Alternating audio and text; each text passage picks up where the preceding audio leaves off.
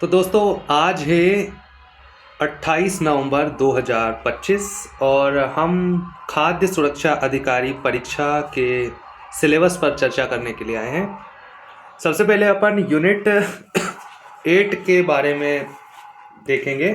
जितना भी मैंने अपने नोट्स बनाए हैं, पढ़े हैं, उनका रिवीजन पॉइंट ऑफ व्यू से ये वीडियो मैं बना रहा हूँ। तो जो पहला टॉपिक जो है यूनिट 8 का जो टॉपिक है वो है पशु उत्पाद प्रसंस्करण, मतलब एनिमल प्रोडक्ट प्रोसेसिंग। सबसे पहला टॉपिक हम जो पढ़ने जा रहे हैं वो है अंडा और अंडा उत्पाद, मतलब एग एंड एग प्रोडक्ट। तो बेकरी उत्पादों में अंडा का बहुतायत में उपयोग होता है। बेकरी जैसे कि अपन जो केक वगैरह बनाते हैं वो, तो इसमें सबसे फेमस जो है कि 3 अलग अलग प्रकार के केक होते हैं जिनमें अंडे के अलग अलग भाग का इस्तेमाल किया जाता है। जैसे अंडे का जो सबसे ऊपरी भाग होता है, ऊपरी भाग खोल होता है, उसके अंदर जब हम घुसते हैं तो जो वाइटिश कलर होता है वो होता है एल्ब्यूमिन। तो एल्ब्यूमिन का उपयोग हम एंजल केक बनाने में करते हैं, जिन्हें लेयर वाले केक भी कहते हैं। तो लेयर वाले केक या एंजल केक बनाने में हम अंडे के एल्ब्यूमिन भाग का इस्तेमाल करते हैं।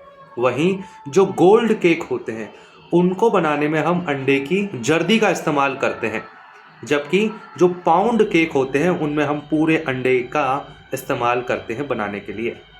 तो अंडा उत्पाद में सबसे पहला है बेकरी उत्पाद। बेकरी उत्पाद में angel cake, gold cake, pound cake. Gold cake जर्दी वाला, क्योंकि उसका कलर भी गोल्ड है तो गोल्ड से गोल्ड केक।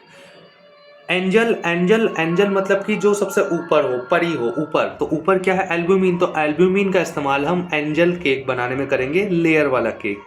वहीं पाउंड केक में हम पूरे अंडे का इस्तेमाल करते हैं। अगला है मेयोनीज। तो मेयोनीज जो अपन मोमोज वगैरह खाते हैं तो उसके साथ जो वाइट कलर की हमें डिश देते हैं उसे हम मेयोनीज बोलते हैं, मेयोनीज। तो अंडे की जर्दी, यानी कि जो पीला वाला भाग होता है उसे अंडे की जर्दी कहते हैं, ठीक है।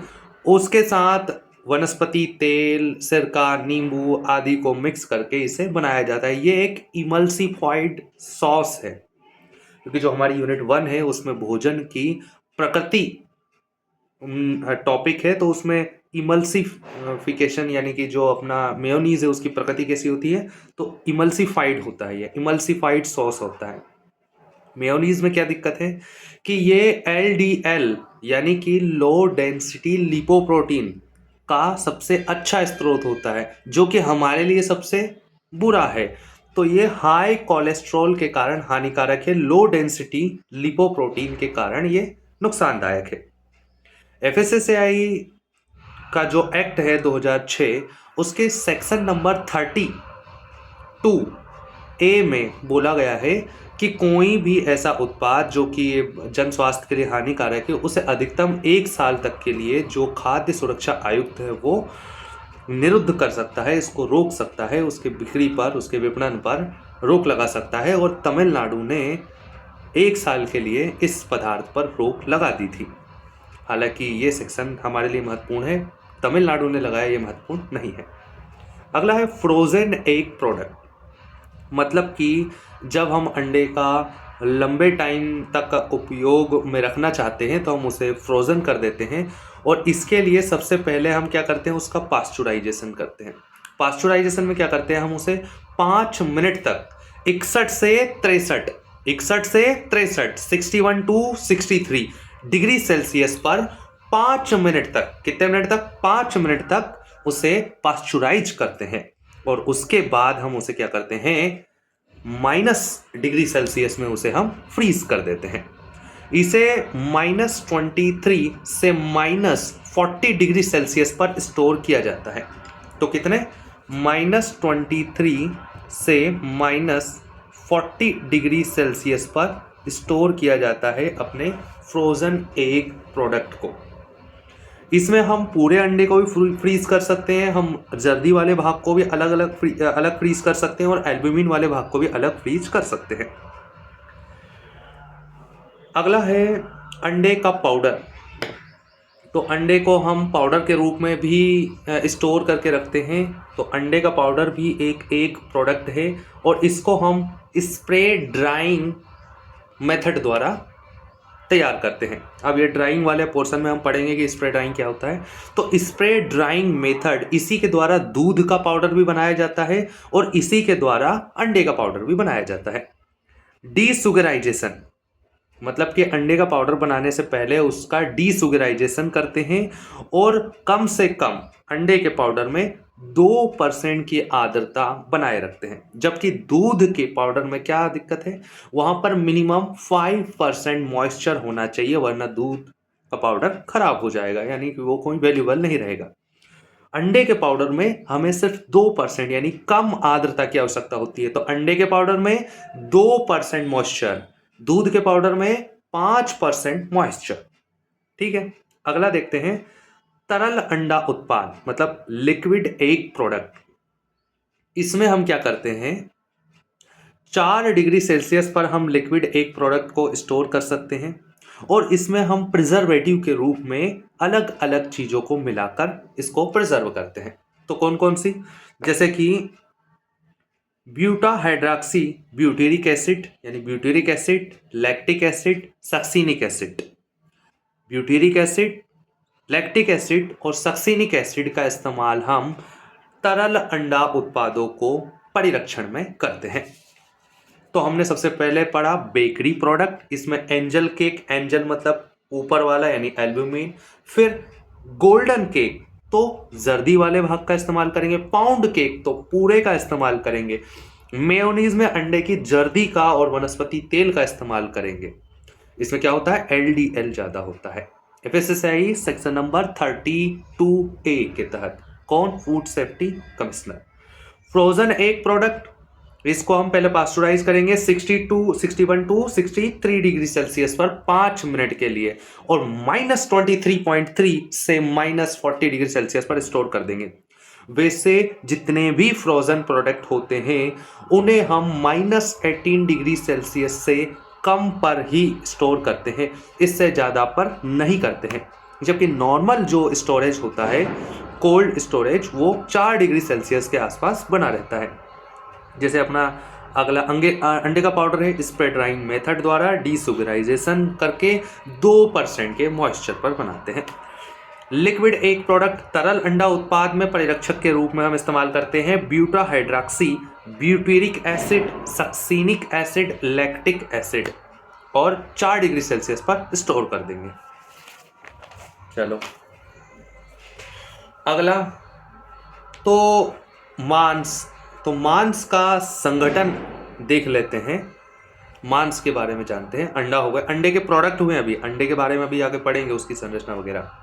तो नॉर्मली चाहे मनुष्य का मांस हो या किसी भी पशु का मांस हो, एक सामान्य स्ट्रक्चर यानी कौन सी चीज कितनी मात्रा में होगी वो सब में बराबर ही होती है, थोड़ा बहुत ऊपर नीचे होता है। तो लगभग 16% मांस में प्रोटीन होता है, बिल्डिंग ब्लॉक होता है ये, ठीक है ना। लगभग 16% ही फैट होती है। मानव की अगर हम बात करें तो 65 to 70% पानी होता है और 1% कार्बोहाइड्रेट होता है। तो सबसे कम होता है कार्बोहाइड्रेट, सबसे ज्यादा रोज जरूरत होती है हमें कार्बोहाइड्रेट की, लेकिन सबसे कम हमारे मसल्स में स्टोर होता है कार्बोहाइड्रेट, क्योंकि हम इसका रोजाना इस्तेमाल कर लेते हैं। तो प्रोटीन होता है सबसे ज्यादा 16%, 16% ही फैट होती है, सबसे ज्यादा, इन सबसे ज्यादा पानी होता है H2O 65 to 70% और लगभग 1% होता है कार्बोहाइड्रेट, ठीक है। तो मीट मार्बलिंग क्या होता है, देखो 2 प्रकार के मीट होते हैं। एक मीट होता है वाइट मीट, एक होता है रेड मीट। अब ये वाइट मीट रेड मीट क्या है, तो ऐसा नहीं है सफ़ेद मीट पूरा सफ़ेद होगा, अरे लाल मीट या फिर लाल के कारण, हाँ बिल्कुल उसका नाम लाल रंग के कारण ही लाल पड़ा है। लेकिन रेड मीट क्या होता है, जितने भी चौपाया पशु रहते हैं, जैसे गाय हो गया, भैंस हो गया, सुअर हो गया, बकरी हो गया, मेमना हो गया, तो ये जो चौपाया पशु हैं इनके मीट को हम बोलते हैं रेड मीट, क्योंकि इनमें मार्बलिंग पाई जाती है। मार्बलिंग क्या होता है उसके बारे में भी जानेंगे। वही वाइट मीट, ये दो पाया पशु, अब दो पाया पशु नहीं, पक्षी मतलब कि पोल्ट्री जो मीट होता है कुक्कुट पालन से जो मिलता है, इसके अलावा जो फिश वगैरह होती हैं उनका मीट भी हम वाइट मीट में ही रखते हैं। लेकिन जो सॉल्मोन मछली है उसका अलग ही प्रकार का मीट होता है। मीट मार्बलिंग क्या होती है? तो जैसे भैंस, गाय, बछड़ा आदि के मांस में, मानव मांस में भी, हमारे मांस में भी, मतलब कि रेड मीट में क्या होता है, इंट्रामस्कुलर फैट, मतलब कि मीट के बीच बीच में व्हाइटिश या पीले कलर की क्या होती है, वसा का जमाव होता है, उसे ही हम क्या कहते हैं, मीट मार्बलिंग कहते हैं। तो मांस के अंदर इंट्रामस्कुलर फैट का एक पैटर्न होता है जिससे मांस रसीला, कोमल और स्वादिष्ट बना होता है। इसे ही मीट मार्बलिंग कहते हैं। रेड मीट में होगी, व्हाइट मीट में नहीं होगी, यानी मुर्गी में नहीं मिलेगी, बतख में नहीं मिलेगी, मछली में नहीं मिलेगी, मिलेगी किसमें, रेड मीट में, चौपाया पशुओं में।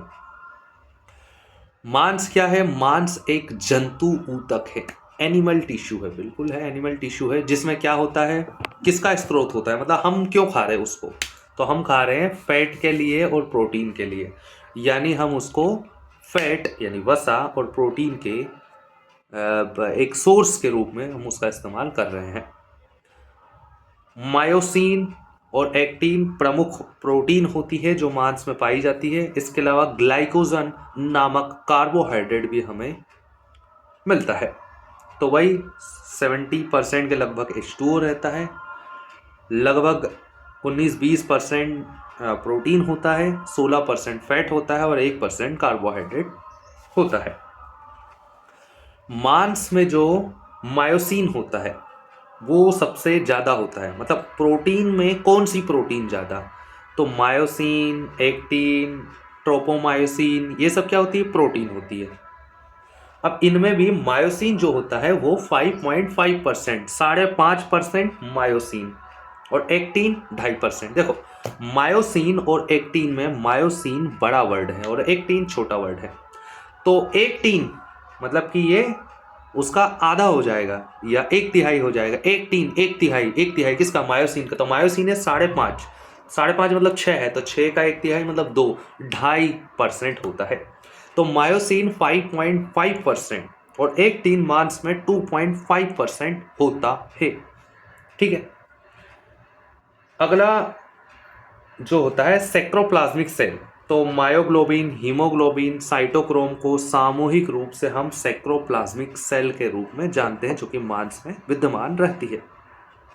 ठीक है, नॉर्मली हमें पता है कि बीफ हम गोमांस को बोलते हैं, पोर्क हम सुअर के मांस को बोलते हैं, लैम्ब हम मेमने के मांस को बोलते हैं, मटन हम बकरी भेड़ के मांस को बोलते हैं, बफ हम बफेलो के मांस को बोलते हैं, चिवोन बकरी के मांस को चिवोन भी कहते हैं, और बछड़े के मांस को व्हील कहते हैं, व्हील। समुद्री भोजन जैसे मछली, केकड़ा, झींगा, सेलफिश भी वाइट मीट के अंदर ही शामिल किए जाते हैं। सिर्फ जो सोलेमोन रहती है, सोलेमोन मछली जो रहती है, वो इसका गुलाबी कलर का होता है मीट, तो इसे हम वाइट मीट में सम्मिलित नहीं करते हैं। पीला रंग, तो पीले रंग की अधिकता, रेड मीट में पीले रंग की अधिकता वसा की अधिकता को दर्शाता है। जो अधिक उम्र वाले पशुओं में वसा अधिक होगी, मतलब अगर उम्र ज़्यादा है तो उसका पीलापन ज़्यादा होगा उसके मांस में। भैंस के मांस में मार्बलिंग कम मिलती है बजाय गौ मांस के, गौ मांस में मार्बलिंग ज़्यादा मिलेगी, यानी कि फैट भी ज़्यादा होगी। बछड़ों के मांस में, जिसे व्हील मीट कहते हैं, व्हील मीट का रंग जो होता है वो कम गहरा लाल होता है, मतलब हल्का गुलाबी रंग का होता है, लेकिन इसे व्हाइट मीट में नहीं रखेंगे इसका मतलब। बकरी, भेड़ के मांस को मटन कहते हैं, बकरी के मांस को एक अलग नाम चिवोन के नाम से भी हम जानते हैं, इसमें बकरी की गंध होती है। ठीक है, सुअर के मांस को पोर्क कहते हैं, ये भी हल्का गुलाबी रंग का होता है। तो एक्टिन भाई 2.5% होती है, मायोसिन भाई 5.5% होती है। एक्टिन गोलाकार सर्कुलर स्ट्रक्चर होता है, एक्टिन का। क्यों? क्योंकि ये एक्टिव करती है, तो एक्टिन का सर्कुलर फॉर्म में होता है। वहीं मायोसिन ये यांत्रिक कार्य को करने के लिए महत्वपूर्ण है, यानी गति प्रदान करता है। तो मसल्स का मुख्य काम क्या होता है? यांत्रिक कार्य करना, यानी कि ऊपर नीचे, जैसे मैं हाथ हिला पा रहा हूँ, मुंह चला पा रहा हूँ, तो ये मसल्स की मायोसिन प्रोटीन के कारण है। तो मायोसिन इसलिए ज़्यादा होगा 5.5%, वहीं एक्टिन जो होगा वो 2.5% होगा। और ट्रोपोमायोसिन यह भी मांस का ही एक प्रोटीन है। मायोग्लोबिन, मायोग्लोबिन क्या है भाई? ये भी मांस में होता है। इसके कारण मांस का रंग क्या होता है? लाल रंग का होता है। तो लाल रंग के लिए उत्तरदायी प्रोटीन मायोग्लोबिन हीमोग्लोबिन का ही भाई है एक हिसाब से। ये ऑक्सीजन को संचित करके अपने पास रखता है कि जब भी मसल्स अपनी एनर्जी लेगी तो उसको हम ये ऑक्सीजन देता रहता है। साइटोक्रोम ये प्रोटीन और आयरन युक्त होता है। ये भी सेक्रोप्लाज्मिक सेल हम पता कर चुके हैं कि मायोग्लोबिन, हीमोग्लोबिन, साइटोक्रोम, इन सभी को सामूहिक रूप से हम साइक्रोप्लाज्मिक सेल कहते हैं। अब जो टेबल हम चार्ट पढ़ने वाले हैं वो बहुत महत्वपूर्ण है, काफ़ी महत्वपूर्ण है, और हमें याद भी रखना है कि भाई किस प्रकार के मीट में कितने प्रतिशत प्रोटीन होता है, कितने प्रतिशत मॉइस्चर होता है, कितने प्रतिशत फैट होता है, किस मीट में सबसे ज़्यादा फैट होता है, सबसे ज़्यादा प्रोटीन होता है, सबसे ज़्यादा मॉइस्चर होता है। ये चीज़ें हमें याद रखनी है। एक एवरेज तो हमें पता ही है कि भाई 20 से 22% जो होता है मीट में प्रोटीन होता है, मतलब जिनका हम कंजम्पशन करते हैं, और फैट परसेंट जो रहता है वो भाई 2 से 6% के बीच में कहीं होता है। लेकिन चिकन, देखो सबसे ज़्यादा खाए जाने वाला मीट प्रोडक्ट जो है वो है चिकन, यानी मुर्गा। अब ये सबसे ज़्यादा क्यों खाया जाता है? खास तौर पे जो अपनी इंडिया की बात करें तो इसमें चिकन सबसे ज़्यादा इस्तेमाल होता है, ठीक है। उसके बाद अपन बकरी का इस्तेमाल करते हैं। तो चिकन में क्या होता है? 20 to 23% प्रोटीन होता है, मतलब 20 से 23% के बीच में इसमें प्रोटीन होता है, जो कि बहुत अच्छा है। वहीं जो फैट होता है वो मात्र 2% होता है। तो हमारे शरीर को कम क्या चाहिए? फैट। ज़्यादा क्या चाहिए? प्रोटीन। हम मीट का कंजप्शन क्यों करते हैं? प्रोटीन के सोर्स के रूप में, कि हमें उससे प्रोटीन ज़्यादा मिले, ना कि फैट। तो चिकन इसलिए सबसे ज़्यादा खाया जाना, उपयोग किया जाता है, क्योंकि इसमें प्रोटीन भरपूर है। 20 से 23%, जो कि सबसे ज़्यादा है किसी भी मीट प्रोडक्ट में। और फैट में फैट 2% है, मतलब जो कि सबसे कम तर मीटों में होता है वो इसमें है। वही इसका मॉइस्चर यानी कि वही H2O, तो वो 74 to 76% होता है। अगला अपन देख लेते हैं किसका? बीफ। तो बीफ में 21% प्रोटीन होता है और 6% फैट होता है, मतलब इसमें फैट की मात्रा ठीक ठाक होती है। यूरोपियन कंट्रियों में बीफ का बहुत ज़्यादा इस्तेमाल किया जाता है, क्योंकि उनको एनर्जी की भी ज़्यादा आवश्यकता होती है। इसलिए अगर उनको एक बार को फैट अगर ज़्यादा मिल भी जाए तो उसमें कोई बुरी बात नहीं है। तो इसमें फैट भी है, प्रोटीन भी है, दोनों चीज़ें हैं। और मॉइस्चर इसमें 72% के लगभग होता है। लैम्ब की बात करें तो लैम्ब यानी मेमना, तो मेमना जो होता है इसमें सबसे ज़्यादा फैट होती है। मतलब किसी भी मीट में सबसे ज़्यादा प्रोटीन किस में होगी? चिकन में।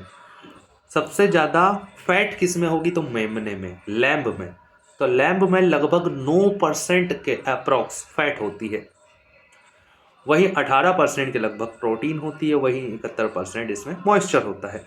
तो 18% प्रोटीन और 9% फैट, यानी प्रोटीन का आधा फैट होती है। 9% फैट, 18% प्रोटीन। वहीं पॉर्क की अगर हम बात करें तो पॉर्क यानी सूअर के मांस में सबसे ज़्यादा मॉइस्चर होता है। तो सबसे ज़्यादा मॉइस्चर किस में होता है? जिसमें सबसे ज़्यादा मॉइस्चर होता है वो पकने में उतना ही आसान होता है, या उतना ही अच्छे से पकेगा। तो पॉर्क काफ़ी अच्छे से पकता है और मुलायम होता है, इसलिए क्योंकि इसमें 77% मॉइस्चर होता है। वहीं फैट इसमें 4% के आसपास होता है। वहीं 18% के लगभग इसमें प्रोटीन होता है। यानी प्रोटीन तो इसमें वही लैम्ब के बराबर है। लैम्ब में भी 18, इसमें भी 18, लेकिन इसमें क्या है, मॉइस्चर ज़्यादा है 77%, इसमें फैट कम है 4%। वहीं व्हील यानी बछड़े के मांस में लगभग 20% प्रोटीन होता है, 4% फैट होता है और 75% मॉइस्चर होता है। तो अब हमको याद क्या रखना है? याद ये रखना है कि भाई सबसे ज़्यादा प्रोटीन किस में? तो 20 से 23% चिकन में। सबसे ज़्यादा फैट किस में? तो भाई मेमने में, मेमने यानी कि लैम्ब में। और लैम्ब में कितना? 9%। अच्छा, सबसे ज़्यादा मॉइस्चर किस में? सुअर में। तो सुअर में कितना? 77%। ठीक है।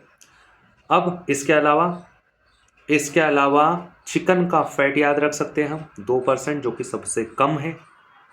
वहीं अपन मॉइस्चर 72-74% के आसपास सब में है। प्रोटीन भी 20 के आसपास ही है और फैट भी 4% के आसपास मिलेगा। चिकन में 2%, लैम्ब में 9%, पॉर्क और व्हील में 4%। सबसे ज़्यादा इस्तेमाल किया जाता है चिकन, ठीक है ना। और चिकन के बाद लगभग मतलब 48.9% जो कंजप्शन है मांस का भारत में, उसमें हम किसका इस्तेमाल करते हैं? मुर्गी का, मतलब कि चिकन का। वहीं भैंस के मांस को लगभग 18%, वहीं 15% मांस हम बकरी का इस्तेमाल करते हैं। तो मुर्गी, भैंस और बकरी, इन तीनों का इस्तेमाल हम मुख्य रूप से मांस के रूप में करते हैं। वहीं सर्वाधिक मांस उत्पादक राज्य कौन कौन से हैं? तो सबसे ज़्यादा मांस होता है चावल के साथ जहां मछली खाई जाती है। कहाँ? पश्चिम बंगाल। तो पश्चिम बंगाल 12.6%, मतलब 12.6% मांस का प्रोडक्शन करता है पूरे इंडिया का। उसके बाद यूपी है 12.3%, मतलब बिल्कुल पीछे नहीं है, लगा ही हुआ है, बिल्कुल सटा हुआ है। तो 12.3% मांस का उत्पादन कौन करता था? यूपी। वहीं महाराष्ट्र लगभग 11% मांस का उत्पादन करता है। तो सबसे ज़्यादा मछली खाओ पश्चिम बंगाल 12.6%, फिर यूपी 12.3%, महाराष्ट्र 11%, 11.5%। वहीं अंडे का सबसे ज़्यादा उत्पादन आंध्र प्रदेश, तेलंगाना। अंडा आंध्रा, अंडा आंधा, अंडा अंधा, तो अंडा अंधा, तो अंधा आंध्र प्रदेश 17% अंडे का, 17 खतरा अंडा। तो अंडा 17% अंडे का उत्पादन अंधा करता है, आंध्र प्रदेश करता है। और उसी का पड़ोसी, उसी का भाई, छोटा भाई तेलंगाना 15% अंडे का उत्पादन करता है। तो आंध्र प्रदेश और तेलंगाना 30%, 35% अंडे का उत्पादन तो ये दोनों मिलकर कर देते हैं। तमिलनाडु, खास बात है तमिलनाडु, उसी का पड़ोसी केरल, उसी का पड़ोसी गोवा। और उत्तर पूर्वी राज्यों में गोमांस प्रतिषेध नहीं है, कि उनके कल्चर का मैटर है वो, और राज्य सूची का विषय है इसलिए।